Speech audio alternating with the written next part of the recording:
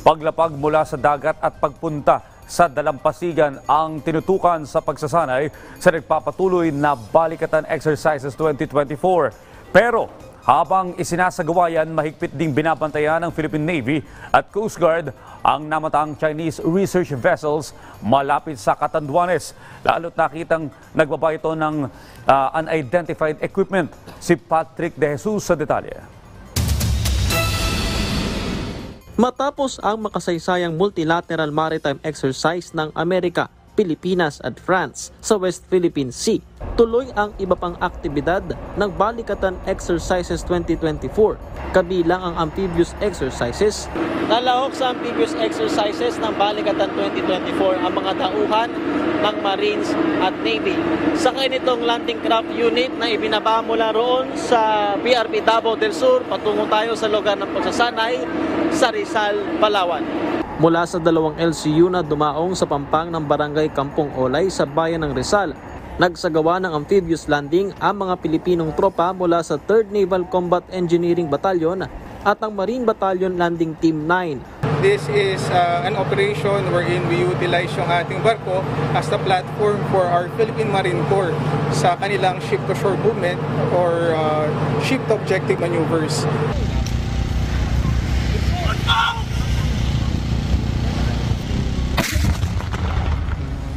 Isa sa ipinamala sa pagsasanay ang obstacle breaching capability ng amphibious raid. Matapos ito ay nag-formation at ipinakita ang pagbibigay seguridad sa lugar kung saan din gagawin ang live fire exercise ng High Mobility Artillery Rocket System o HIMARS ng Amerika at 105mm howitzer ng Pilipinas sa Webes. Sa mga amphibious operation, malaking tulong ang mga gandang barko gaya ng BRP Davao del Sur sa pagde-deploy ng mga landing craft unit. This will give us an edge, especially right now that we are in a pelagic country. If we are to maneuver from the sea, kakailanganin talaga natin itong barko para may padala ang ating puwersa dun sa beach landing site. Sa gitna naman ng pagsasanay, naroon ang mga tropa ng Amerika at tila naipakita ang tunay na kahulugan ng balikatan. Nabalahaw kasi ang buggy na sinasakyan ng mga Amerikanong Marines, kung saan to the rescue ang ating Philippine Marines upang tumulong.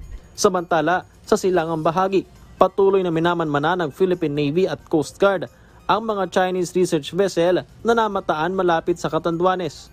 Ayon kay Navy spokesperson for the West Philippine Sea, Commodore Vincent Trinidad, kasalukuyan nilang minomonitor ang Chinese vessel na may pangalan na Shenku na nakitang nagbaba ng unidentified equipment sa bahagi ng East Catanduanes na posibleng ginagamit sa maritime research. Inangat din umano pabalik sa nasabing barko ang kagamitan base sa nakuhanan ng aerial surveillance ng Philippine Air Force. Kasabay nito, nakatanggap din ng Navy ng ulat hinggil sa 3 barko ng China na una nang nagpakita nito lamang nakaraang taon. Pero ayon kay Trinidad, wala silang nakikitang aktibidad maliban sa pabalik-balik na ruta nito sa pagitan ng Samar at Catanduanes. As of yesterday, they were just monitored there. No any activity, no any untoward activity being conducted. I expect them to leave after BK.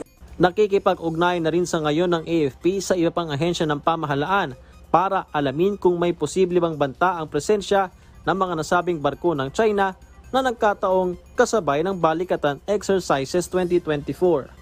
Patrick De Jesus para sa Pambansang TV sa Bagong Pilipinas.